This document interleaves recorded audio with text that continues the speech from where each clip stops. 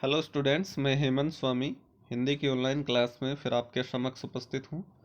आज हमारा अध्ययन का विषय है कक्षा 11 की हिंदी पाठ्य पुस्तिका आरोह प्रथम के गद्य खंड का प्रथम अध्याय नमक का दरोगा। प्रेमचंद जी द्वारा रचित है नमक का दरोगा। तो इस अध्याय का एक अंश हम पूर्व के वीडियो में अध्ययन कर चुके हैं, जिसमें 2 परिच्छेद सम्मिलित थे। बाकी के परिच्छेद इस वीडियो में अध्ययन करते हैं। अभी तक हमने अध्ययन किया था कि बंशीधर नमक के दरोगे की नौकरी प्राप्त कर चुका है, जिस पर उसे ऊपरी आय खूब प्राप्त हो सकती थी, लेकिन वह अपनी ईमानदारी पर और अपने कर्तव्य पर अडिग रहा। तो सामने से जब पंडित आलोपीदीन गैर कानूनी रूप से नमक का व्यापार कर रहे थे, तो उन्हें रोकने का प्रयास किया गया। तो इस संदर्भ में जब पंडित आलोपीदीन ने अपने नमक को छुड़वाने के लिए दरोगे के सामने रिश्वत रखी, 10,000, 20,000, 25,000, 40,000 इस प्रकार से रिश्वत रखी, लेकिन दरोगा जी उनकी रिश्वत को नकारते रहे और अंत में उन्होंने आदेश दिया कि पंडित जी को गिरफ्तार कर लिया जाए। तो जैसे ही वो गिरफ्तार करने के लिए आगे बढ़ते हैं, तो वो एकाएक मूर्छित होकर गिर पड़ते हैं, बेहोश हो जाते हैं। आगे देखते हैं कि दुनिया सोती थी पर दुनिया की जीभ जागती थी। कहने से तात्पर्य यह है कि वैसे रात्रि का समय हो गया था जब आलोपीदीन को गिरफ्तार किया गया। तो रात्रि के समय दुनिया सो रही थी, लेकिन दुनिया की जीभ जागती थी। कहने से तात्पर्य है कि सभी लोग सोए हुए थे, लेकिन फिर भी ये बात आग की तरह फैल गई थी कि पंडित आलोपीदीन को दरोगा ने बंशीधर ने गिरफ्तार कर लिया था। सवेरे देखिए तो बालक वृद्ध सबके मुंह से यही बात सुनाई देती थी। जिसे देखिए वही पंडित जी के इस व्यवहार पर टीका टिप्पणी कर रहा था, तर्क वितर्क कर रहा था, उन पर टिप्पणी कर रहे थे। निंदा की बौछारें हो रही थी और उनकी निंदा कर रहे थे, मानो संसार से अब पापी का पाप कट गया हो। तो इस प्रकार से निंदा कर रहे थे कि जैसे उनके गिरफ्तार होने से, हिरासत में ले लिए जाने से अब इस संसार में पाप ही नष्ट हो गया हो। पानी को दूध के नाम से बेचने वाला ग्वाला, तो ये सारे के सारे उसी प्रकार से निंदा कर रहे थे। तो ये बताया गया है कि पानी को दूध के नाम से बेचने वाला ग्वाला, अर्थात दूध में पानी मिलाकर बेचने वाला ग्वाला, कल्पित रोज नामचे भरने वाले अधिकारी वर्ग, अर्थात वास्तविकता न दर्शाकर कल्पना मात्र से ही रोज नामचे भरने वाले, अर्थात लोगों के कर्ज लिखने वाले अधिकारी वर्ग, रेल में बिना टिकट सफर करने वाले बाबू लोग, जाली दस्तावेज अर्थात जो नकली डॉक्यूमेंट्स होते हैं उनको बनाने वाले सेठ और साहूकार, यह सब के सब देवताओं की भांति गर्दन चला रहे थे। तो देवताओं की तरह शरीफ होकर और ये उन पर टीका टिप्पणी कर रहे थे, उनकी निंदा कर रहे थे पंडित जी की। जब दूसरे दिन पंडित आलोपीदीन अभियुक्त होकर, अर्थात अपराधी के रूप में जो उनको गिरफ्तार किया गया था, तो दूसरे दिन जब पंडित आलोपीदीन अभियुक्त होकर कांस्टेबलों के साथ हाथों में हथकड़ियां, हृदय में गिलानी और क्षोभ भरे लज्जा से गर्दन झुकाए अदालत की तरफ चले, तो सारे शहर में हलचल मच गई थी।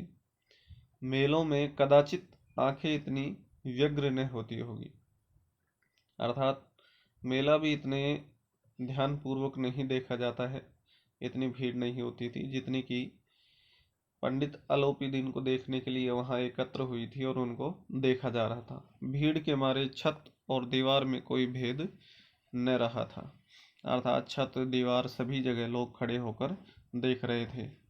किंतु अदालत में पहुंचने की देर थी।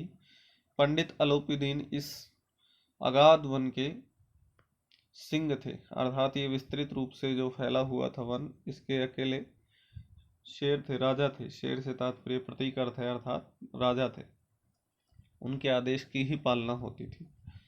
अधिकारी वर्ग उनके भक्त थे, अमले उनके सेवक, वकील मुख्तार उनके आज्ञापालक, और अर्दली चपरासी तथा चौकीदार तो उनके बिना माल के गुलाम थे। उन्हें देखते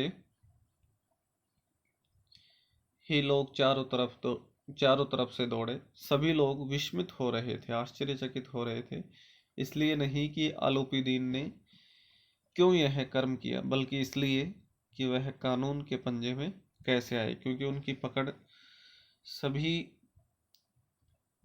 अधिकारियों तक थी। छोटे बड़े अधिकारी सभी उनकी बात माना करते थे। तो लोगों को सुनकर और देखकर यह आश्चर्य हो रहा था कि पंडित आलोपीदीन कानून के शिकंजे में कैसे फंस गई। ऐसा मनुष्य जिसके पास असाध्य साधन करने वाला धन,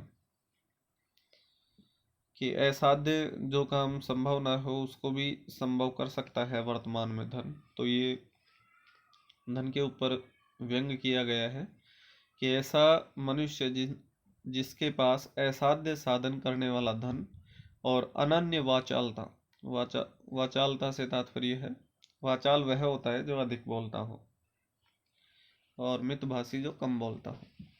तो उनके पास अनन्य वाचालता और असाध्य साधन करने वाला धन था, वह क्यों कानून के पंजे में आए। तो किस प्रकार से, न जाने किस प्रकार से वो कानून के शिकंजे में कस गए, अर्थात कानून की गिरफ्त में आ गए थे। प्रत्येक मनुष्य उससे सहानुभूति प्रकट करता था। बड़ी तत्परता से इस आक्रमण को रोकने के निमित्त वकीलों की एक सेना तैयार की गई। तो तुरंत ही इस आक्रमण को रोकने के लिए वकीलों की एक सेना तैयार की गई कि पंडित आलोपीदीन को किसी न किसी प्रकार से न्यायालय से छुटाया जा सके, इस अपराध से मुक्त कराया जा सके। न्याय के मैदान में धर्म और धन में युद्ध ठन गया था। तो ये धन से अपने आप को मुक्त करना चाहते थे पंडित जी, और वंशीधर धर्म के साथ टिके हुए थे, अर्थात अपनी ईमानदारी के साथ कर्तव्य निभा रहे थे। वंशीधर चुपचाप खड़े थे, उसके पास सत्य के सिवा न कोई बल था, न स्पष्ट भाषण के अतिरिक्त कोई शस्त्र था। गवाह थे किंतु लोभ से डावाडोल। उनके पास कुछ एक गवाह थे जो भी लोभ के कारण बदल गए थे। पंडित आलोपीदीन ने उनको लालच दे दिया था, जिसके कारण उन्होंने बयान बदल दिया था। यहाँ तक कि मुंशी जी को न्याय भी अपनी ओर से कुछ खिंचा हुआ देख पड़ता था, कि मुंशी जी को ये लग रहा था कि न्याय उनके पक्ष में ही होगा, विपक्ष में ही होगा। वह न्याय का दरबार था, परंतु उसके कर्मचारियों पर पक्षपात का नशा छाया हुआ था। तो ये भी न्यायालय पर, उस समय तत्कालीन न्यायालय पर एक व्यंग है कि वह न्याय का दरबार होते हुए भी कर्मचारी पक्षपात का व्यवहार करते थे। किंतु पक्षपात और न्याय का क्या मेल, अर्थात पक्षपात और न्याय का कदापि मेल नहीं हो सकता।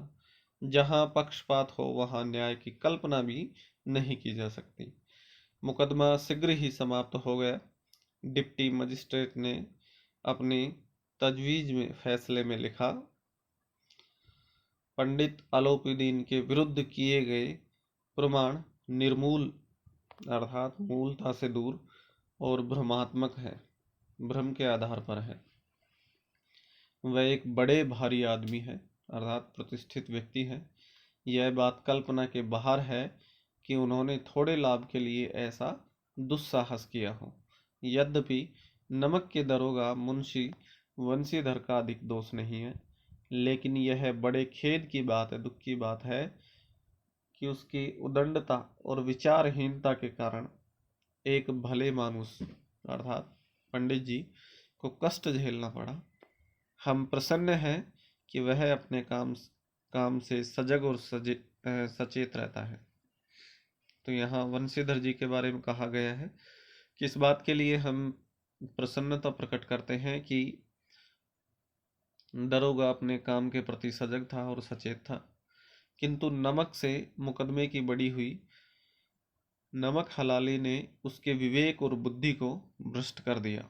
भविष्य में उसे होशियार रहना चाहिए। तो वकीलों ने यह फैसला सुना और उछल पड़े। पंडित आलोपीदीन मुस्कुराते हुए बाहर निकले। उनको मुक्त कर दिया गया था इस केस से। स्वजन बांधवों ने रुपयों की लूट की, तो उसके जो आदमी थे उन्होंने रुपए लुटाए। उदारता का सागर उमड़ पड़ा। उसकी लहरों ने अदालत की नींव तक हिला दी।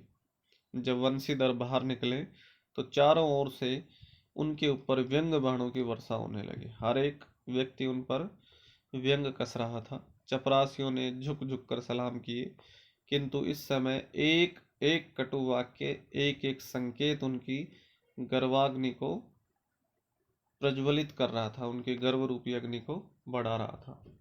कदाचित इस मुकदमे में सफल होकर वह इस तरह अकड़ते हुए न चलते। आज उन्हें संसार का एक खेदजनक विचित्र अनुभव हुआ। न्याय और विद्वता, लंबी चौड़ी उपाधियां, बड़ी बड़ी दाढ़ियां और ढीले चोंगे एक भी सच्चे आदर के पात्र नहीं। कि जो मजिस्ट्रेट बैठे हुए हैं और जो वकील हैं वो सच्चे आदर्श और न्याय के प्रतीक नहीं है।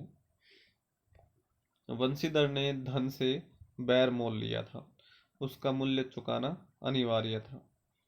तो जो धन का शासक था पंडित आलोपीदीन, उससे शत्रुता मोल ले ली थी, इसलिए उसे तो कर चुकाना ही था। कठिनता से एक सप्ताह बीता होगा कि मुअत्तली का परवाना आ पहुंचा। कार्य परायणता का दंड मिला जो उन्होंने कार्य किया था। बेचारे भग्न हृदय, शोक और खेद से व्यथित घर को चले।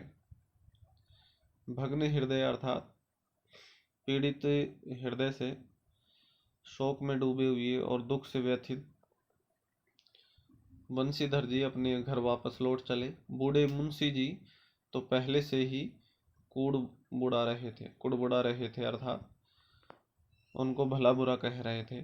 चलते चलते इस लड़के को समझाया था, वो कह रहे थे कि चलते चलते इस लड़के को जाते जाते समझाया था, लेकिन इसने एक भी न सुनी अर्थात गौर नहीं किया।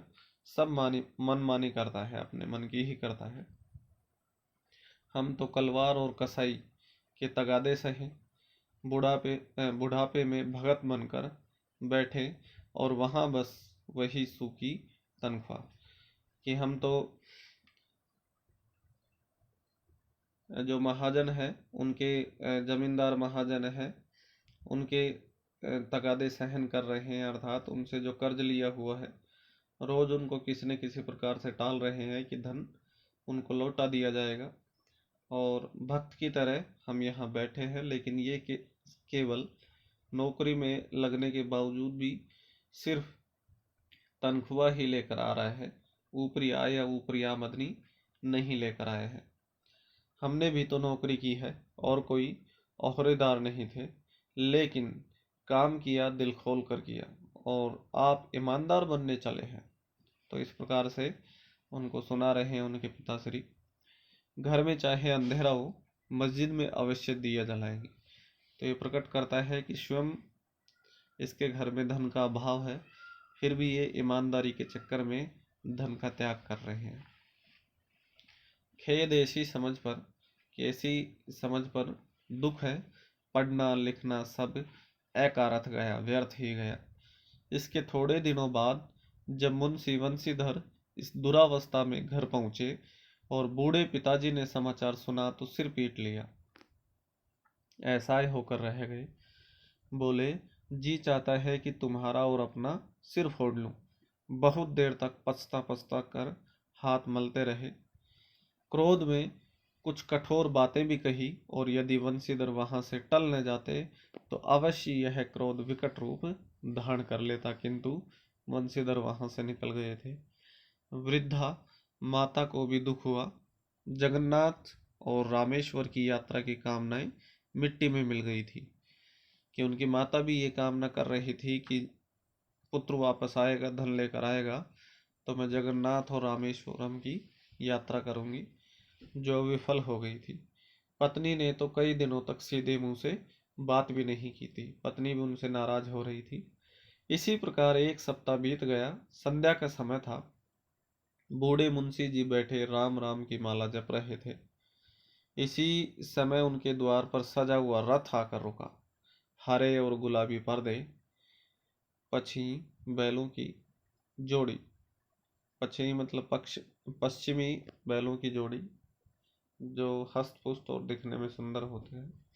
उनकी गर्दनों में नीले धागे, सींगें पीतल से जड़ी हुई थी, पीतल का कवर चढ़ाया हुआ था सींगों पर।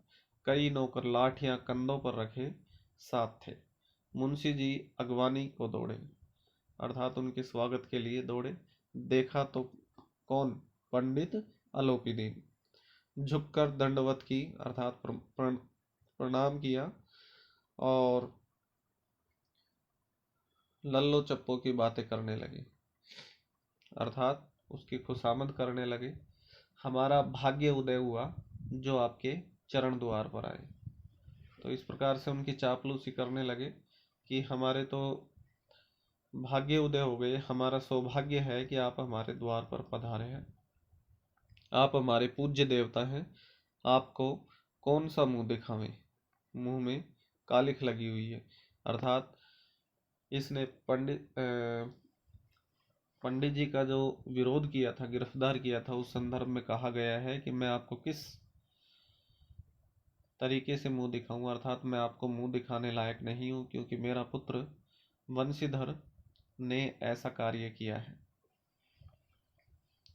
किंतु क्या करे, लड़का अभागा कपूत है, भाग्यहीन कपूत है, कुपुत्र है, नहीं तो आपसे क्यों मुंह छिपाना पड़ता। अगर ये इस प्रकार का कार्य नहीं करता तो आपसे सीधे आंखें मिलाकर बात करता, आपसे मुंह छिपाने की नौबत नहीं आती। ईश्वर नी संतान चाहे रखे, पर ऐसी संतान न दे, कि इस प्रकार की संतान से अच्छा है कि नी संतान ही रहे। तो इस प्रकार से जो वृद्ध वंशी जी थे, अर्थात वंशीधर के पिता थे वृद्ध मुंशी जी, उन्होंने चापलूसी के तौर पर, खुशामद के तौर पर पंडित अलोपीदीन के समक्ष ये वाक्य कहे। आलोपीदीन ने कहा, नहीं भाई साहब, ऐसा न कहिए। मुंशी जी ने चकित होकर कहा, ऐसी संतान को और क्या कहूं। आलोपीदीन ने वात्सल्यपूर्ण स्वर में कहा, कुल तिलक और पुरुषों की कीर्ति उज्जवल करने वाले संसार में ऐसे कितने धर्मपरायण मनुष्य हैं जो धर्म पर अपना सब कुछ अर्पण कर देते हैं, त्याग देते हैं। पंडित आलोपीदीन ने वंशीधर से कहा, दरोगा जी, इसे खुशामद न समझिए।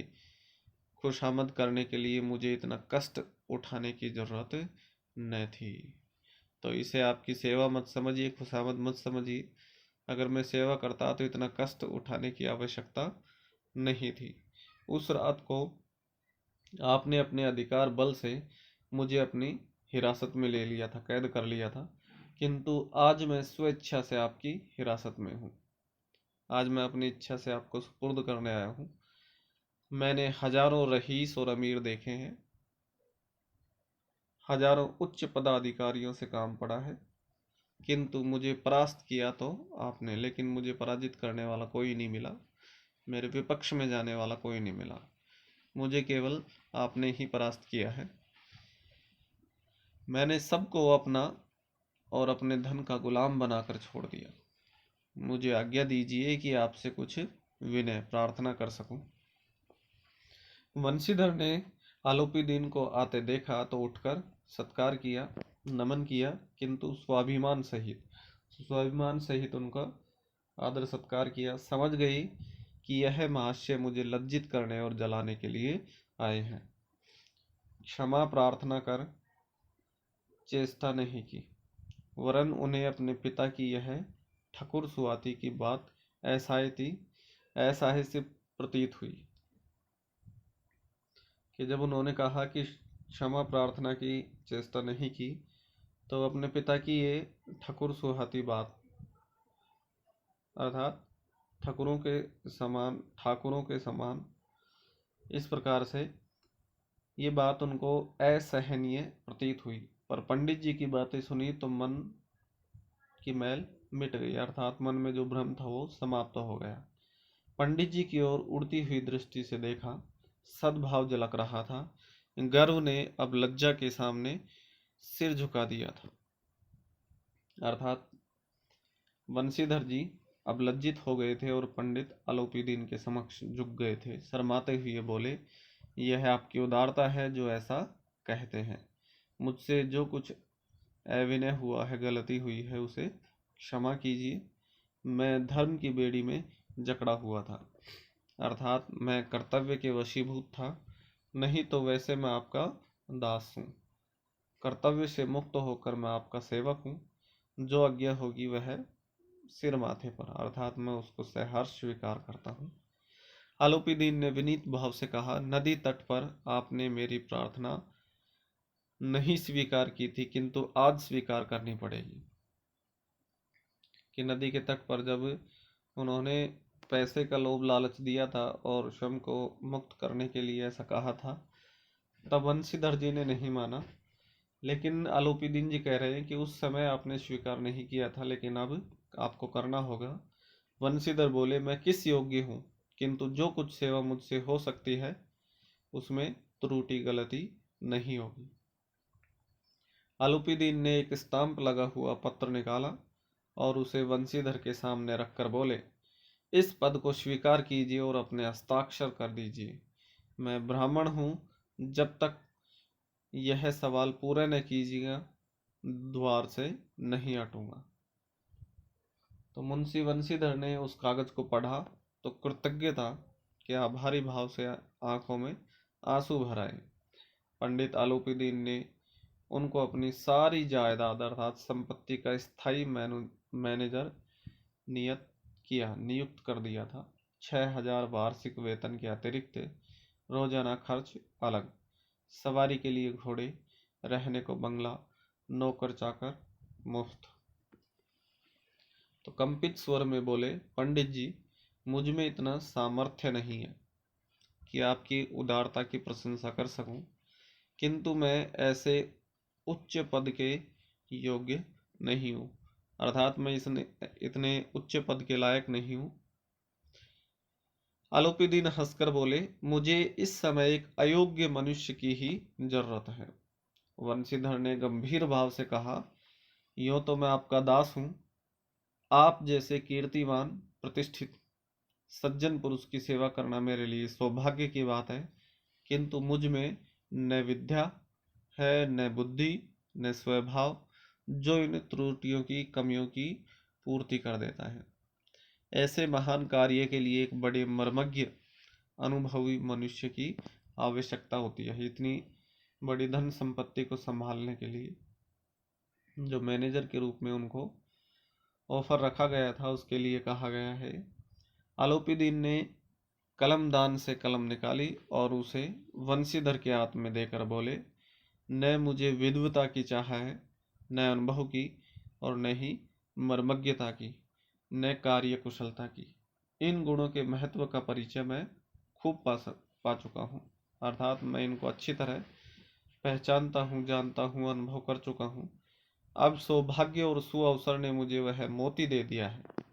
तो मोती जो ईमानदार व्यक्ति है, वंशीधर जी, उसके लिए कहा गया है, जिसके सामने योग्यता और विद्वता की चमक फीकी पड़ जाती है, अर्थात उसकी ईमानदारी और कर्तव्य परायणता के सामने विद्वता और योग्यता हल्की पड़ जाती है। यह कलम लीजिए, अधिक सोच विचार न कीजिए, दस्तखत दस्तखत से तात्पर्य हस्ताक्षर कर दीजिए। परमात्मा से यही प्रार्थना है कि वह आपको सदैव वही नदी के किनारे वाला बेमुरौवत, उदंड, कठोर परंतु धर्मनिष्ठ दरोगा बनाए रखे।